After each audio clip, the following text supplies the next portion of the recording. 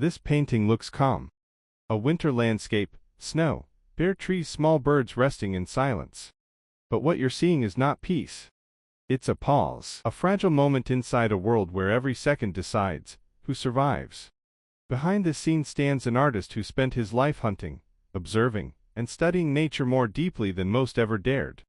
His name was Bruno Liljefors, and this winter landscape hides far more than it shows. The artwork is titled Winter Landscape with Bullfinches.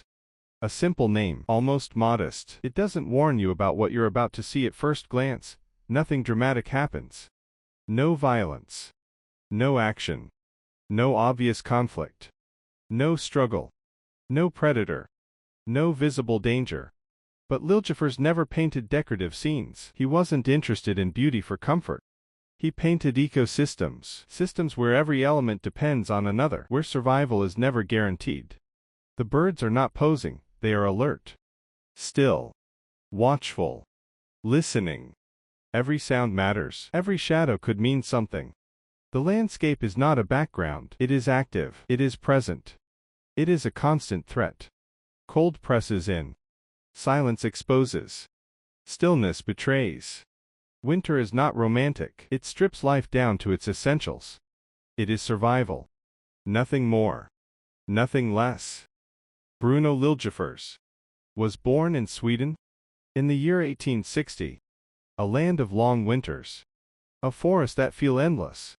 At a time when many artists idealized nature, he chose a different path, a path that avoided comfort, that refused fantasy, to show nature as it truly is, unpredictable, indifferent, balanced between life and death. He studied art in Stockholm and traveled across Europe. He absorbed Impressionism, learned from Japanese art, studied composition, light, and movement.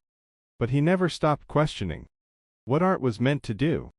But his real classroom was never a museum, not galleries, not salons, not polished studios.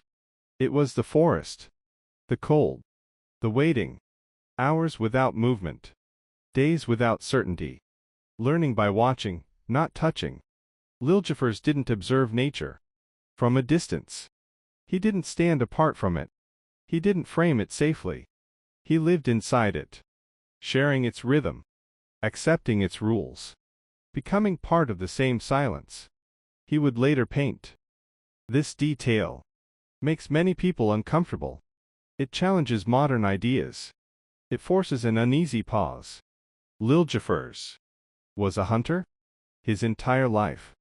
Not occasionally, not as a hobby, but as part of how he understood the world. And yet, this contradiction is exactly what makes his work so powerful.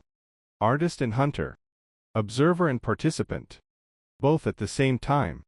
He didn't hunt to glorify death. He didn't seek trophies. He didn't romanticize violence. He hunted to understand movement, instinct, fear, and strategy, the invisible language of survival. He knew how a fox moves before attacking, the pause, the angle, the moment hesitation disappears. He knew how a bird reacts when danger is near, the tension in its body, the instant stillness, the choice between flight and exposure. He understood how silence can be deadlier than sound. That's why his paintings don't judge. They observe. There are no heroes or villains, only nature, following its own rules. Let's return to the painting, not to search for movement, but to notice its absence. Winter shrinks the world. It simplifies everything. It removes excess. It leaves no margin. Less food, less shelter, less room for mistakes. Every choice has weight. The bullfinches peer calm, their feathers still, their bodies quiet, their presence almost accidental. But in winter, every movement can give them away. A shift, a sound, a shadow out of place. Liljefors captures the exact moment when nothing happens, yet everything could.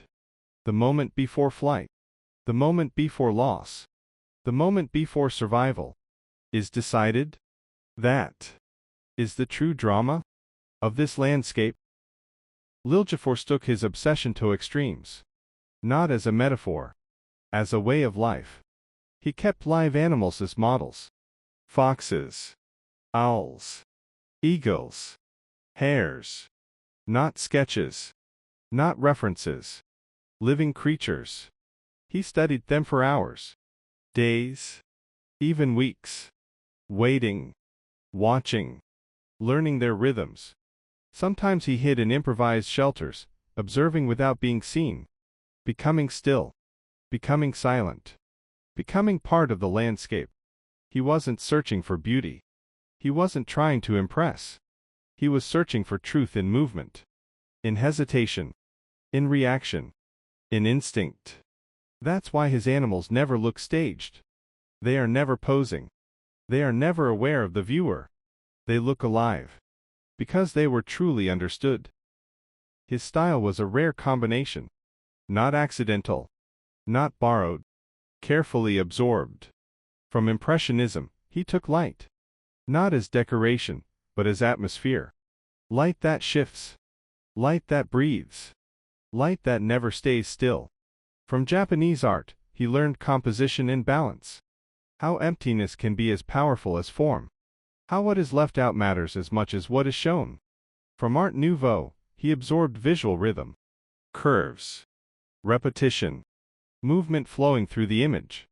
The way sunlight reflected on water, on snow, on feathers, never flat, never static, became so distinctive that it earned him a nickname, Panterflen, or leopard skin. Not because of the animal, but because of the living texture of light itself. Spotted, shifting, alive. Liljefors always avoided sentimentality. He didn't want to comfort the viewer. He didn't paint cute animals. Animals meant to be loved. Animals meant to be saved. He didn't create scenes designed to make people feel pity. No exaggerated suffering. No emotional shortcuts. He painted balance. Not a gentle balance. Not a peaceful one. A harsh, real, sometimes brutal balance.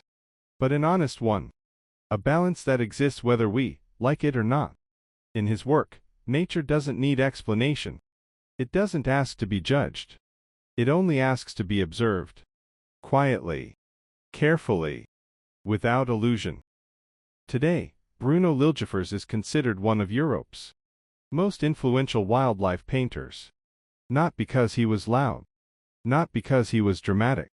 His legacy lives not only in museums, not only in frames, or collections, or history books, but in the way we learn to look at nature without human filters. Without heroes. Without villains. Without comforting stories. This winter landscape doesn't shout. It doesn't demand attention. It doesn't shock. It doesn't try to impress you. But if you keep watching, if you slow down, if you stay with it a little longer, you begin to feel it. Not as an image, but as a presence. And maybe that is the true power of this painting. Not what it shows, but what it withholds. What it leaves unfinished. What it forces you to imagine on your own. This image doesn't guide you. It doesn't comfort you. It simply waits. It doesn't show violence. There is no blood. No struggle. No dramatic climax. No frozen moment of impact. Instead, there is restraint. Control. A deliberate refusal to explain itself. But it reminds you that violence is always present. Not as an event but as a possibility. A permanent condition of the natural world. Invisible. Silent. Waiting. Waiting in the cold air. Waiting in the stillness of snow. Waiting in the hesitation between one movement and the next. Nothing moves. And that is exactly what makes it dangerous. Because in nature, just like in art, what matters most is rarely what you see at first glance. It's what exists beneath the surface. What hides in plain sight. What doesn't demand attention, but earns it. This painting lives in that fragile space, between calm and collapse, between balance and loss, between survival and disappearance. It shows a world where nothing happens, yet everything could. And that uncertainty is the real subject. This image doesn't tell a story. It creates awareness. It changes the way you look. And once you feel it, once you truly notice it, you can't return to innocence. You can't unsee the silence. And if you'd like to keep discovering the hidden stories behind art, the moments, the meanings, and the silences that most people never notice, you're welcome to stay. Don't forget to like and subscribe.